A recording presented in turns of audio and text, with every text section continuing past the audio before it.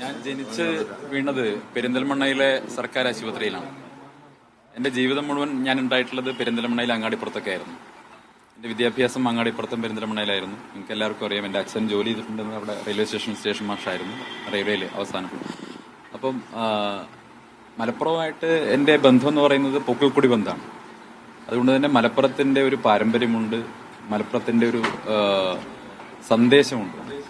മലപ്പുറത്തിൻ്റെ ആ പാരമ്പര്യവും സന്ദേശവും അത് മതനിരപേക്ഷതയുടേതാണ്, മാനവ സൗഹാർദ്ദത്തിൻ്റെതാണ്. ആ സംസ്കാരം മലപ്പുറത്തിന് കിട്ടാൻ ഏറ്റവും പ്രധാനപ്പെട്ട കാരണം അത് കൊടപ്പനക്കൽ തറവാടും ഇവിടെ പാണക്കാട്ട് ഈ കുടുംബവും അവരുടെ വലിയൊരു പ്രയത്നം അതിൻ്റെ പുറകിലുണ്ട്.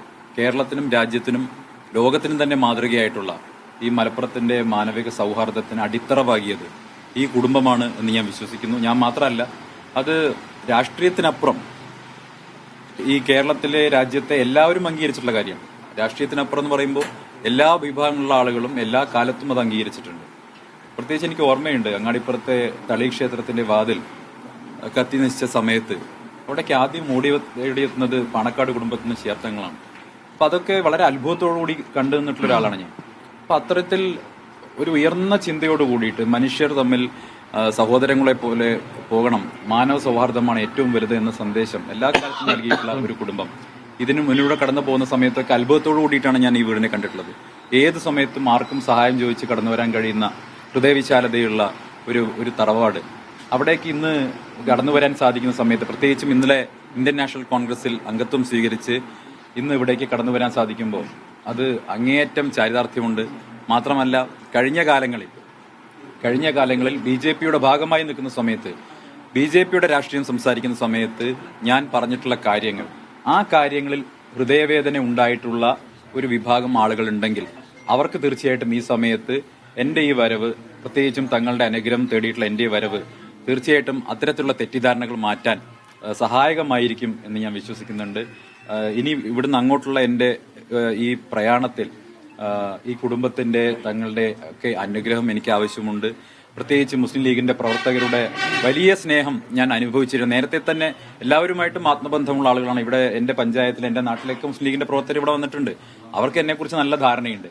വ്യക്തിപരമായി വ്യക്തി ജീവിതത്തിൽ എവിടെയും മതപരമായിട്ടുള്ള രീതിയിൽ ആരോടും ഒരു വ്യത്യാസം കാത്തുസൂക്ഷിക്കുന്ന ആളല്ല ഞാൻ എന്നുള്ളത് എന്റെ നാട്ടുകാർക്ക് അറിയാം എന്ന പൂർണ്ണ ബോധ്യം എനിക്കുണ്ട്. അതുകൊണ്ട് തന്നെയാണ് ഇന്നലെ എന്റെ നാട്ടിൽ ഞാൻ വന്ന സമയത്ത് എന്നെ സ്വീകരിക്കാൻ വേണ്ടി അവിടെ ഉണ്ടായിരുന്ന യൂത്ത് ലീഗിന്റെ പ്രവർത്തകരൊക്കെ എത്ര സ്വീകരിച്ച് എനിക്കറിയാം, എത്ര സ്നേഹത്തോടെയാണ് സ്വീകരിച്ചത്. അപ്പോൾ ഇവിടെ നിൽക്കുന്ന പല ആളുകളും എനിക്ക് വളരെ നേരത്തെ തന്നെ വ്യക്തിബന്ധമുള്ള ആളുകളാണ്. ആ അർത്ഥത്തിൽ എനിക്ക് ഇവിടെ കടന്നു വരുമ്പോൾ ഞാൻ അനുഭവിക്കുന്ന വലിയൊരു സ്നേഹത്തിന്റെ ഒരു ഊഷ്മളതയുണ്ട്.